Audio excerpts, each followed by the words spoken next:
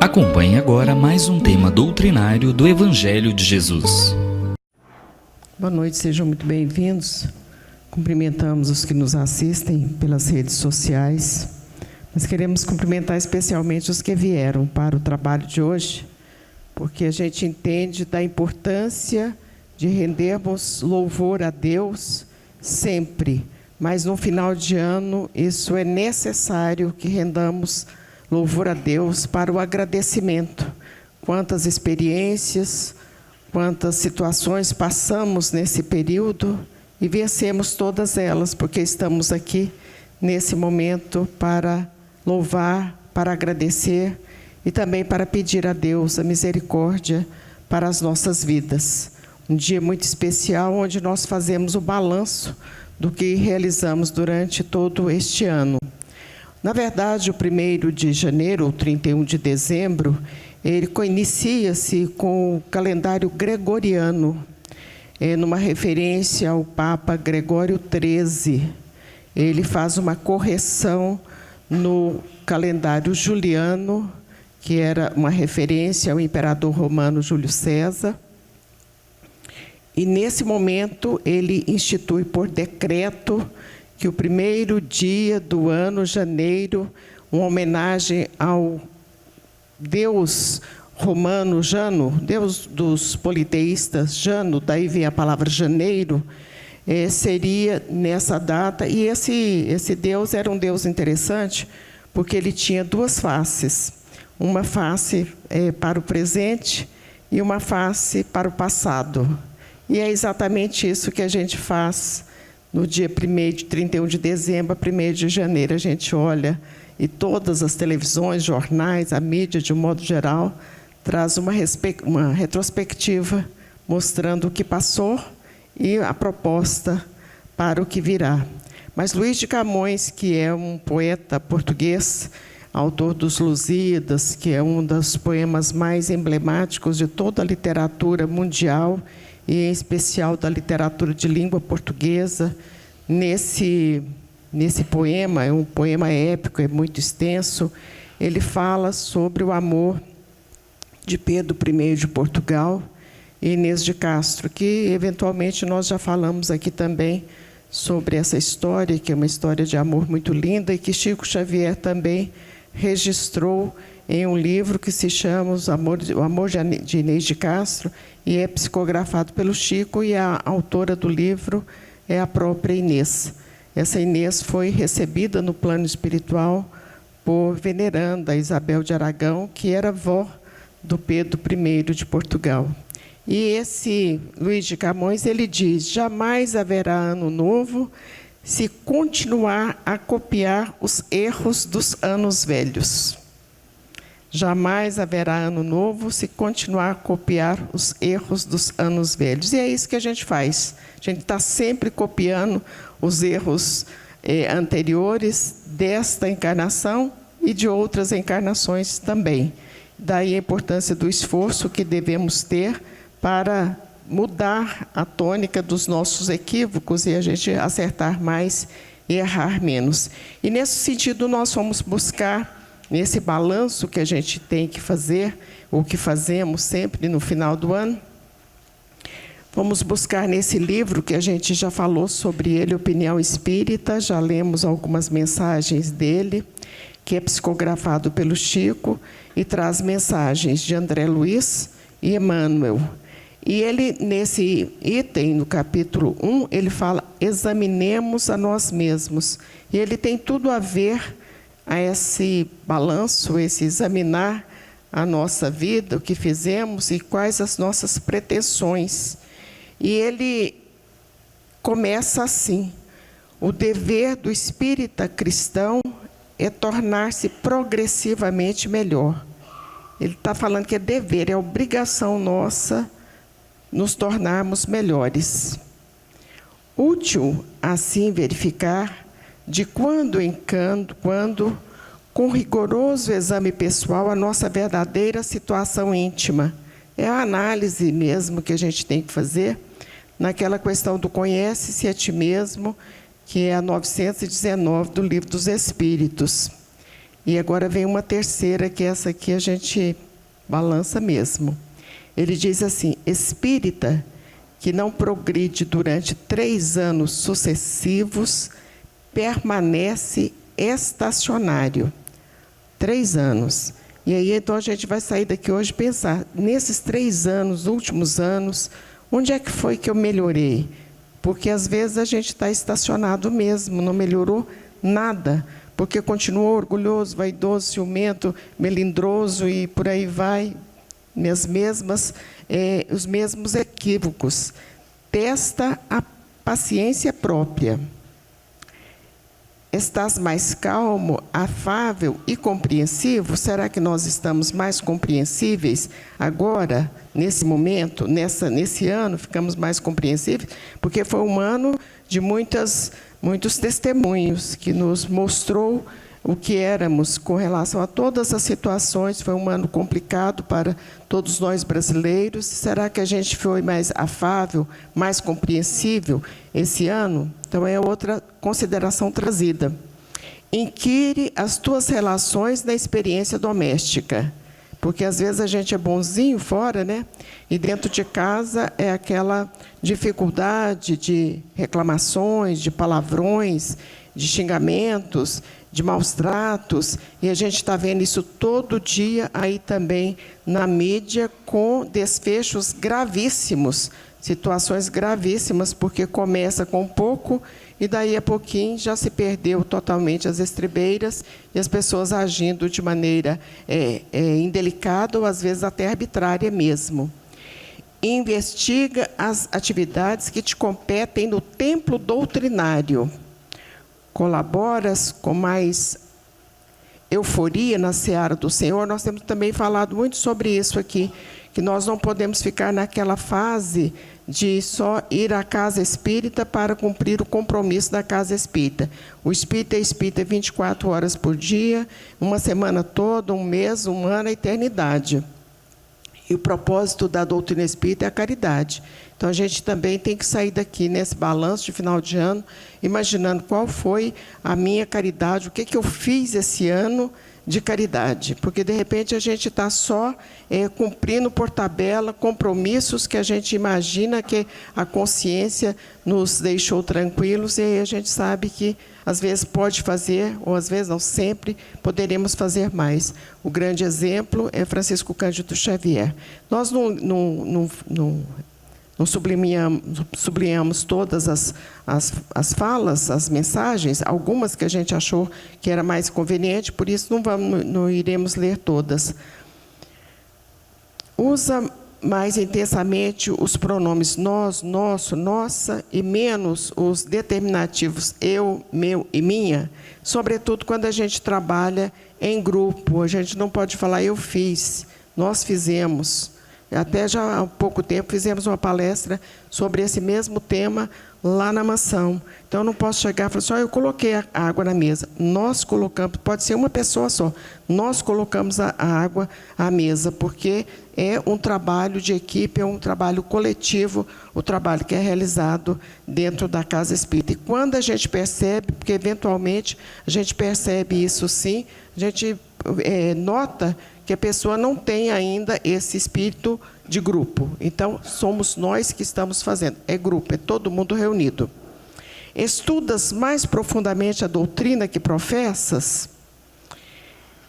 Isso aí também é outra coisa que nós temos que pegar muito com o estudo a partir, quer dizer, a casa oferece muitos dias, mas a partir de 2019, naqueles compromissos, naquelas propostas, a gente vai fazer essa também, de estudar mais doutrina espírita. Porque quando a gente vê algumas situações que estão ocorrendo aí na cidade, na mídia, e a gente percebe que foi por ausência de conhecimento, ausência de estudo. E muitas das perguntas que nos fazem, trabalhadores da casa, frequentadores da casa, a gente vê que ainda não tem o grau de estudo necessário, porque com o estudo é que nós vamos discernir o que está certo, o que está errado, nas palavras do apóstolo Paulo. Analise tudo, apóstolo Paulo, analise tudo, retende o que é bom.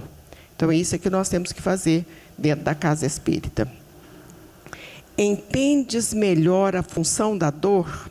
é outro problema que nós temos também que avaliar, porque a minha dor é maior do que a dor de todas as pessoas. E aí eu falo com um, falo com outro, falo com um, falo com outro, porque a minha dor é maior do que a de todas as pessoas. Às vezes o outro está com um problema muito mais sério do que o meu, as dificuldades dele são maiores do que a minha, mas a gente sempre acha que a minha dor é maior do que a dor alheia.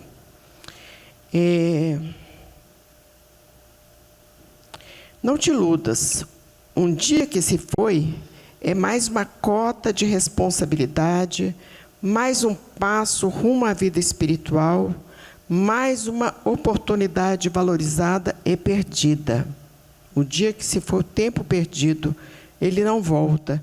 Por isso que a gente sempre vê mensagens de espíritos espíritas, reclamando, ou lamentando, melhor dizendo, o tempo perdido. Aí a gente fala assim, nossa, mas ia para o centro espírita todo dia, como é que está lamentando desse tanto? Mas às vezes vai para o centro espírita, mas não tem a proposta da transformação moral. Podia ter feito mais um pouco, não no sentido de frequência, mas no sentido de transformação, da transformação moral. Interroga a consciência quanto à utilidade que vens dando ao tempo, à saúde e aos ensejos de fazer o bem de que desfrutas na vida diária. Tempo. O que eu estou usando o meu tempo? Quantas horas eu estou passando por dia vendo novela, vendo os programas que tem de televisão, que muitas vezes eu não sei nem o nome deles, porque eu só vejo um canal e esse mês é só com relação às questões do Brasil, quando não estou vendo o YouTube, que são os programas do Divaldo, do Haroldo, de outro. Mas o que eu estou usando, como é que eu estou usando o meu tempo? Que agora ainda temos um desafio enorme, que é o WhatsApp, que aí as pessoas se perdem nele. Outro dia, uma amiga me mandou uma mensagem de Brasília, ela é de Brasília, e ela entrou num grupo que se chama, não lembro o nome do grupo, não, Espíritas do Brasil, qualquer coisa parecida com isso. Pensa bem, um grupo que pode chamar Espíritas do Brasil, e que pegou gente lá do Amazonas até no Porto Alegre, tem 1.000, 2.000, não sei quantas pessoas pode ter num grupo, mas gente demais. E aí ela me mandou uma mensagem, falou assim, o que eu faço? Porque meu arroz está queimando, porque toda hora eu tenho que atender um que está chamando de qualquer lugar do Brasil. Eu falei, sai do grupo. Então, a melhor coisa que tem que fazer é sair do grupo. Então, isso aí, a esperança que a gente tem é que um dia as pessoas terão mais, passará essa lua de mel com as redes sociais, com o WhatsApp, com outras coisas mais, e aí as pessoas utilizarão somente para aquelas coisas que forem mais necessárias, sobretudo o grupo, né? Porque quando você está mandando no particular, tudo bem. Mas no grupo com 50, 60 pessoas, quem tem 10, 15 grupos, já deu 600 pessoas. Pensa, 600 pessoas por dia, cumprimentando de manhã cedo, de tarde, de noite, batendo palma, mandando oração, aí a gente não dá conta. Faz isso agora, quer dizer, observa isso, né? Enquanto te vales do corpo humano, com a possibilidade de reconsiderar diretrizes e desfazer enganos facilmente, pois quando passares para o lado de cá, muitas vezes já será mais difícil. Então, é isso aí. A gente está conclamando a todos para fazer esse exame de consciência, aproveitar o dia de hoje para fazer esse exame de consciência. Nós pedimos do Dr. Mário para fazer a outra parte ali, que é uma mensagem trazida pelo Espírito Humberto de Campos, também bastante interessante nesses termos aí. Boa noite a todos. É um conto trazido na obra Pontos e Contos, psicografia de Chico Xavier, irmão X, Humberto de Campos, que é o pseudônimo que ele passou a utilizar depois daquele problema jurídico que a obra dele provocou. Não que a obra, que os homens provocaram em razão da obra ditada por ele. É o conto número 50, Ano Novo. E é oportuno porque nós vamos ver a importância do tempo aqui. A doutora Márcia acabou de ler aí que um dia vivido é um dia de conquista ou de derrota, mais ou menos isso, conforme o que realizamos. E a lição de hoje reforça esse entendimento. O título é Ano Novo. Quando o desvelado orientador chegou ao planeta, encaminhando o aprendiz à experiência nova, o lar estava em festa na celebração do Ano Novo.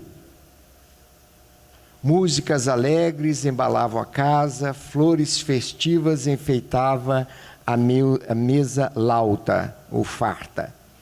Riam-se os jovens e as crianças, enquanto os velhos bebiam vinhos de júbilo. É uma família esperando a reencarnação de um ser, né? O devotado amigo abraçou o tutelado e falou. O mentor que estava encaminhando essa reencarnação falou ao ser reencarnante. Nova existência, meu filho, é qual ano novo? Enche-se o coração das esperanças mais belas. Troca-se o passado pelo presente. Rejubila-se a alma na oportunidade bendita. Promessas divinas florescem no coração. É mais ou menos a sensação que estamos tendo hoje. E amanhã é um novo dia, um novo ano, é um renascer para nós. Então a gente se imbui dos melhores dos propósitos para tentar realizar algo. Fazemos promessas a nós mesmos e ao Criador, esquecemos o passado achando que o amanhã trará uma figura nova, quando na verdade seremos nós mesmos se não nos melhorarmos. Mas prossegue o mentor. O tempo é o tesouro infinito que o Criador concede às criaturas. Não esqueças, todavia, que a concessão de um tesouro é título de confiança e toda confiança traduz responsabilidade. Tanto prejudica a obra de Deus o avarento que restringe a circulação dos valores, como o perdulário que os dissipa, olvidando obrigações sagradas. Está já encaminhando esse ser reencarnante e o alertando para que aproveite o tempo, para que cumpra as tarefas, né, os objetivos reencarnatórios que ele assumiu antes de reencarnar. E para nós também é uma advertência, porque o tempo, e aqui mais na frente a gente vai ver que se Deus nolo concede ou nos concede o tempo, ele cobra igualmente a realização que nós teríamos que cumprir. O tempo, desse modo, é benfeitor carinhoso e credor imparcial simultaneamente. Na terra, a maioria dos homens não chegou ainda a compreendê-lo. Os ignorantes perdem-no, os loucos matam-no, os maus envenenam-no, os indiferentes zombam dele, os vaidosos confundem-no, os velhacos enganam-no, os criminosos perturbam-no, riem-se dele os pândegos, os mentirosos ridicularizam-no, os tolos esquecem-no, os ociosos combatem-no, os tiranos abusam dele, os irônicos menosprezam-no, os arbitrários dominam-no, os revoltados acusam-no, aproveitam-no os trabalhadores fiéis.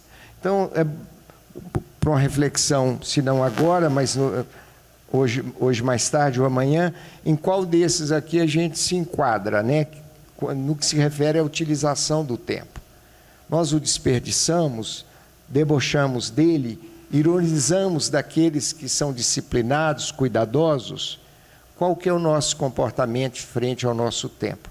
O que tem de nós, ou dentro de nós, pendente por realizar? A gente tem consciência da pendência, mas não toma atitude proativa para resolver. Esse convite o irmão X está nos fazendo nesse momento. Mas ele diz aqui então, aproveitam-no os trabalhadores fiéis, os trabalhadores responsáveis, conscienciosos, espíritas dedicados, né? O tempo, isso ele falando com o reencarnante. O tempo, contudo, meu filho, pertence ao Senhor e ninguém pode subverter a ordem de Deus. Ou seja, o tempo é implacável conosco. Ao encerrarmos o dia de hoje e fizermos um exame de consciência, podemos identificar o que fizemos de útil, de bom, ou o que foi ocioso, né? Se perdemos o nosso tempo, se o gastamos de forma fútil, né? E isso, o tempo perdido não volta, né? Cada dia vivido é um dia a menos de vida, né? É por isso que, ao fim da existência, cada um recebe conforme usou o divino patrimônio. Cada um segundo suas obras. Isso está no Evangelho do Cristo. Portanto, o que vamos colher depois será aquilo que semeamos. E se o tempo de semear não for utilizado, nada colheremos certamente. Ou às vezes colheremos resultados nefastos à nossa vida na erraticidade, porque semelhamos más sementes, ou semeamos sementes ruins. Vale-te, pois, da oportunidade nova, sem olvidares o dever, convicto de que ninguém falará ou agirá no mundo em vão. O homem precipita-se, o tempo espera. O primeiro experimenta, o segundo, que é o tempo, determina.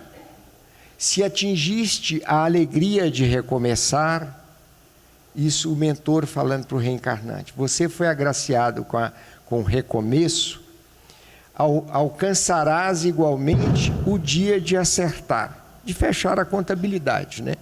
Porque a reencarnação é a assunção de responsabilidade. Vai ter um momento que prestaremos contas. Lembra-te de que o tempo ensinará aos ignorantes.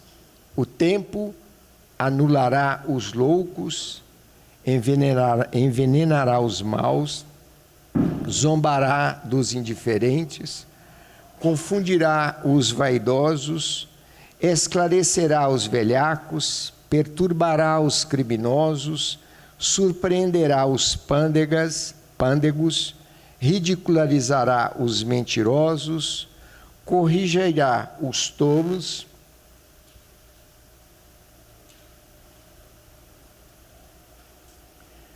combaterá os ociosos, os preguiçosos, né? Aqueles que não se dedicam ao labor digno, ferirá os tiranos, menosprezará os irônicos, prenderá os arbitrários, acusará os revoltados, compensará os trabalhadores fiéis. Segunda informação positiva, o tempo para o trabalhador fiel, ele será compensado, quer dizer, ele frutificará, é isso que está sendo dito aqui. Calou-se o venerável ancião, o ser que conduzia a reencarnação. Aí volta a descrição do ambiente. Havia risos à mesa doméstica, expectativa no candidato à reencarnação, sorrisos paternais no velhinho experiente. O sábio abraçou novamente o discípulo e despediu-se, rematando. É o ponto culminante da reencarnação. Então ele diz, adverte o reencarnante, não te esqueças de que o tempo é generoso nas concessões e justo nas contas. Vai, porém, meu filho, e não temas. Então, a derradeira advertência. Cuide bem do seu tempo, porque a conta chega. Ao final de vida, como a doutora Márcia relatou, de muitas manifestações em mesas mediúnicas, de espíritas desencarnados que chegam e lamentam o tempo perdido. Tiveram conhecimento da doutrina e não se transformaram, não aproveitaram o benefício do seu crescimento. Então, para que esse ser reencarnante não incorra nesse equívoco, o irmão X o adverte. Concluindo, nesse instante, à maneira do homem, cheio de esperanças que penetra o ano novo, o aprendiz reingressou na onda do nascimento. Esse conto, então, faz uma analogia, né, do ano novo que a gente está sempre começando, cheio de expectativas, de promessas, de desejos, propósitos mesmo até celebrados com muita lealdade aos nossos sentimentos. Mas a gente não consegue muitas vezes implementar, porque fica tão somente no plano das ideias. Então, nesse momento de reflexão, de 31 para 1º de janeiro, que a cultura nos ensinou a refletir sobre o passado e futuro, é nesse dia exato, e nós o faremos, porque na nossa residência alguém estará falando que a partir de amanhã será um pouco melhor, e é bom que isso ocorra, né, que essa manifestação ocorra, mas é o momento de, além de percebermos a necessidade de nos melhorarmos, assumamos esse compromisso da autotransformação. Porque apenas pensar, apenas idealizar, nós vamos incorrer no início da mensagem, quando fala que os ociosos tripudiarão, né, sobre o tempo, zombarão, né, do tempo. Aproveitemos o nosso tempo, aproveitemos o dia de hoje, na reflexão que faremos e na oração que certamente devemos fazer, não só aqui, mas também nas nossas casas, no dia de hoje, nos nossos lares, de assumir um compromisso conosco mesmo, de a partir de amanhã, pegar a lição do Evangelho e trazer para a nossa vida de forma concreta. O que eu posso melhorar hoje? E um desafio que eu lancei numa outra manifestação que fiz e gostaria de reiterar aqui, é que se nós conseguirmos, hoje mesmo, prometer a nós mesmos que vamos começar a fazer o culto do Evangelho no lar, já terá sido uma graça conseguida, porque só quem faz o culto no lar é capaz de descrever quanto benefício advém dessa prática. É uma prática simples, que em 10, 15 minutos a gente faz sem maiores transtornos, e com um retorno espiritual muito grande. É muito grato experimentar isso. Então eu gostaria que dos senhores que estão presentes, se puderem fazê-lo com esse propósito mesmo, de trabalhador fiel, a quem aproveita efetivamente o tempo, que insira no tempo de estudo de vocês ou de dedicação, incluindo evidentemente a família, porque a oração feita em família, ela se esparge por toda a nossa casa e o nosso prédio, os nossos vizinhos.